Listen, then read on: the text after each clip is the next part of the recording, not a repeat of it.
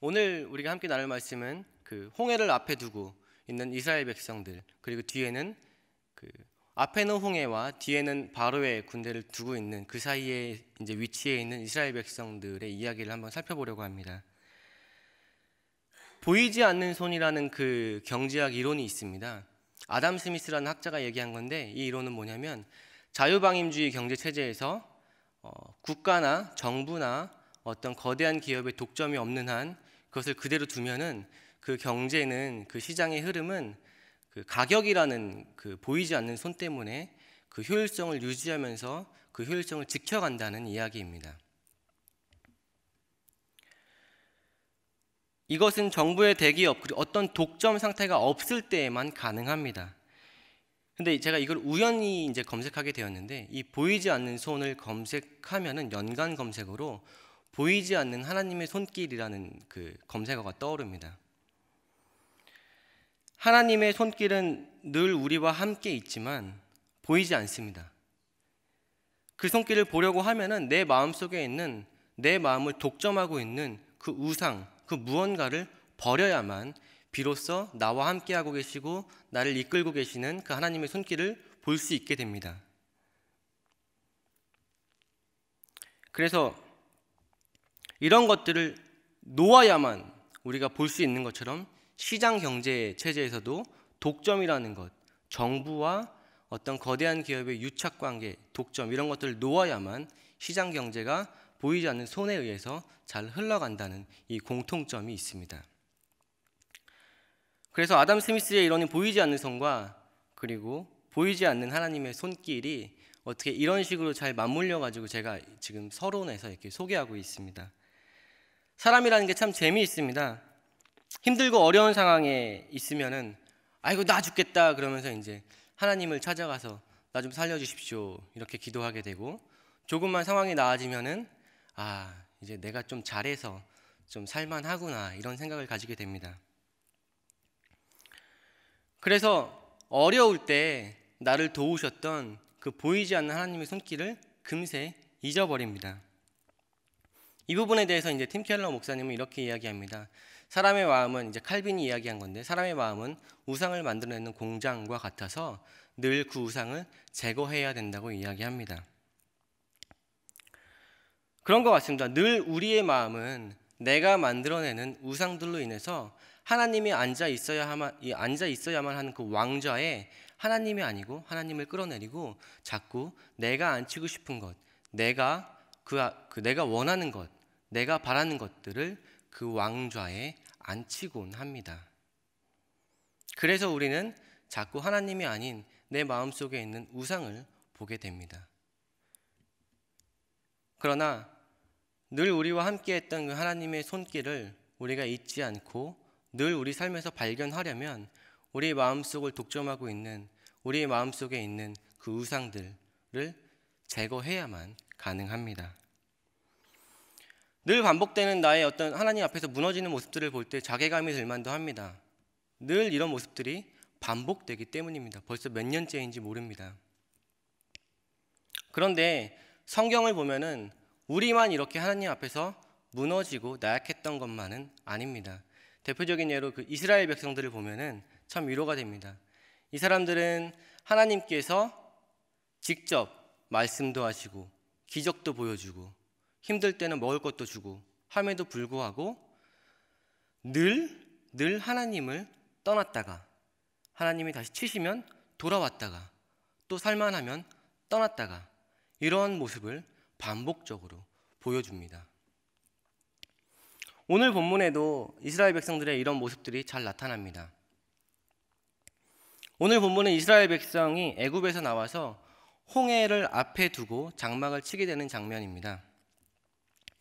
1절에서 바다와 믹돌 사이의 비아히롯, 곧 바알스본 맞은편 바닷가에 장막을 치게 하라고 되어 있는데, 비아히롯 앞 그리고 바알스본의 맞은편 바닷가가 정확하게 어디다라고 이렇게 꼭 집어서 얘기할 수는 없지만 대략 이집트와 사우디아라비아 반도 사이의 그 해변 어느 부분이라는 정도까지는 알 수 있습니다. 근데 중요한 건 이게 아닙니다. 그 어디쯤에 이스라엘 백성들이 있는데 우리가 여기서 이제 의문을 제시해야 할 건 뭐냐면, 하나님은 왜 이스라엘 백성들을 그 앞에는 바다를 두고 뒤에는 애굽 사람들, 바로의 병사들을 두게 한 상태로 바다 그 배수의 진을 치게 했냐 이겁니다. 우리가 모두 알다시피 배수의 진이라는 건 목숨을 걸고 마지막으로 싸울 수밖에 없는 사람들이 선택하는 마지막 전술입니다. 근데 이스라엘 백성들은 바로의 군대와 대립해서 싸울 수 있는 병사들도 아니었고, 그리고 그들은 싸울 수 있는 무기도 없고 능력도 없었습니다.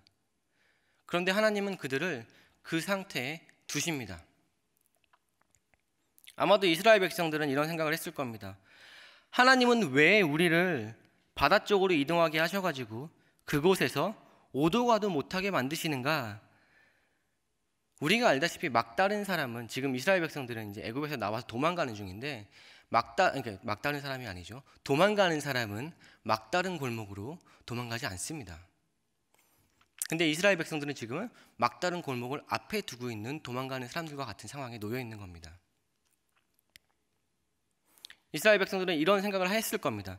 초점을 바로에게 두면은, 바로는 이스라엘 백성을 마지못해 풀어주고 나서 이스라엘 백성들이 바다를 앞에 두고 광야에 머물러 있는 것을 보고는 이때다 싶었습니다. 이때가 내가 놓아준 이스라엘 백성들을 다시 데리고 올 절호의 기회라고 생각했습니다. 왜냐하면 바로는 지금 이스라엘 백성을 자기를 섬기는 그 섬김에서 풀어준 것을 후회하고 있었기 때문입니다. 5절을 한번 읽겠습니다. 시작. 그 백성이 도망한 사실이 애굽 왕에게 알려짐에 바로와 그의 신하들이 그 백성에 대하여 마음이 변하여 이르되, 우리가 어찌 이같이 하여 이스라엘을 우리 섬김에서 놓아 보내었는가 하고. 바로의 마음이 변환되는 이유가 있습니다. 나름의 이유가 있는데, 이건 어떤 학자들의 이야기입니다. 당시에는 민족과 민족의 싸움을 그 민족이 섬기는 신들의 싸움이라고 생각했습니다. 그래서 하나님께서 애굽에 10가지 재앙을 내린 것은 이집트, 애굽 사람들이 섬기는 대표적인 10가지 그 10명의 신을 하나님께서 제압하는, 하나님께서 그 10명의 신보다 더 뛰어나다는 것을 보여주는 상징이라고 이야기하기도 합니다. 피라는 그 재앙을 내리시잖아요. 하나님께서 나일강을 이제 죄송합니다.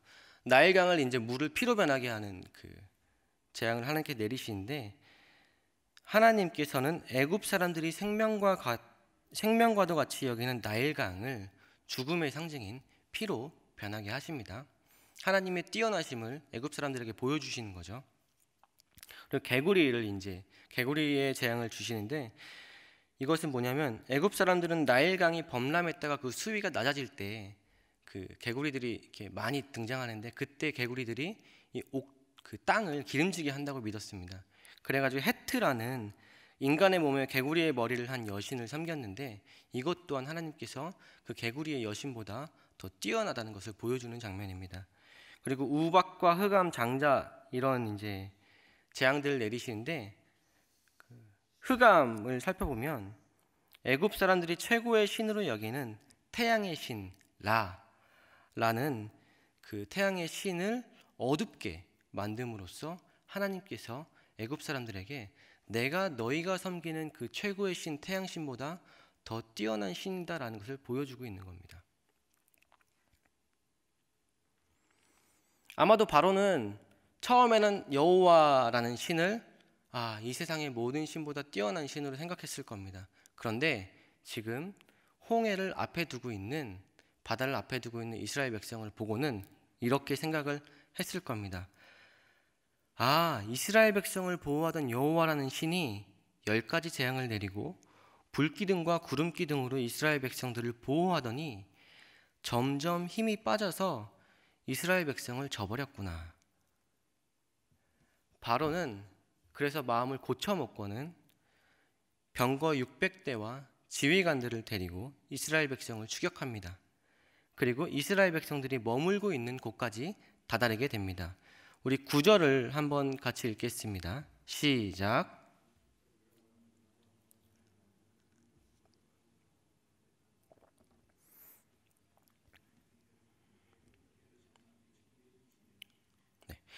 바로의 군대가 맹추격을 하여 이스라엘 백성들의 발밑까지 쫓아왔습니다. 과연 하나님은 이스라엘 백성을 버리신 걸까요? 아니면 정말로 애굽 사람들이 바로가 생각한 것처럼 이스라엘 백성들을 구해내느라 힘이 빠지신 걸까요? 결코 아닙니다. 그렇죠? 결코 아닙니다. 여기에 놀라운 사실이 한 가지 숨겨져 있는데 바로 보이지 않는 하나님의 손, 이 모든 상황을 끌고 가시는 하나님의 의지가 담겨 있는 구절이 있습니다. 4절을 한번 같이 읽겠습니다. 시작. 내가 바로의 마음을 완악하게 한즉 바로가 그들의 뒤를 따르리니 내가 그와 그의 온 군대로 말미암아 영광을 얻어 애굽 사람들이 나를 여호와인 줄을 알게 하리라 하시매 무리가 그대로 행하니라. 하나님께 혼쭐이 난 바로가 다시 이스라엘 백성을 쫓아오게 된 것은 바로의 판단이 아니라 하나님의 의지였다는 겁니다. 하나님께서 바로의 마음을 완악하게 하셨고 바로를 움직이게 하신 겁니다. 왜 그러셨을까요? 왜 그러셨을까요? 이스라엘 백성에게는 이 상황이 너무나도 처참하고 원망과 절규의 상황이고 바로의 입장에서는 절호의 기회였습니다. 그런데 하나님의 입장에서 이거는 이 상황을 통해서 이스라엘 백성도 아니고 바로의 군대도 아니고 오직 하나님의 이름이 하나님만이 영광을 받는 그 상황을 만들기 위해서 이 상황을 지금 만들어 놓은 것입니다. 당시 최고의 군사력을 자랑하던 애굽의 군대를 통해 하나님께서 영광을 얻기 위해서였기 때문입니다. 오늘 본문 다음의 내용이 바로 홍해를 가르시는 하나님의 이야기가 나옵니다. 그리고 그 홍해 속에 수정되는 애굽의 군대 이야기가 나옵니다. 하나님은 이미 바로의 군대를 수장시키려는 계획을 가지고 계셨습니다. 무엇을 위해서요? 이스라엘 백성이 아니라 하나님의 영광을 위해서입니다. 하나님은 이스라엘 백성들에게 이 계획, 하나님의 강한 의지가 담긴 계획을 알려주셨지만 이스라엘 백성들은 금세 까먹습니다. 그래서 바로의 군대가 자신들이 머무르고 있는 곳 해변가 발밑까지 다다르자 절규하며 원망하며 탄식합니다.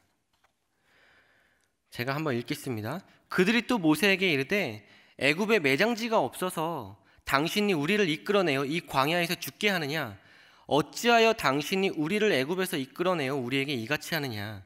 우리가 애굽에서 당신에게 이른 말이 이것이 아니냐? 이르기를 우리를 내버려 두라. 우리가 애굽 사람을 섬길 것이라 하지 아니하더냐? 애굽 사람을 섬기는 것이 이 광야에서 죽는 것보다 낫겠노라. 무엇이 이스라엘 백성들의 눈을 가렸습니까, 여러분? 두려움입니다. 이스라엘 백성들의 눈앞에 놓여있는 맹추격하는 바로의 군대라는 그것을 보고는 그들은 두려움에 사로잡혔습니다. 그리고 그 두려움이, 눈앞에 보이는 두려움이 그들과 함께 했고 그들을 지금까지 이끌었고 또 지금도 그들을 위해 일하시는 하나님의 손길을 보지 못하게 가리웠습니다.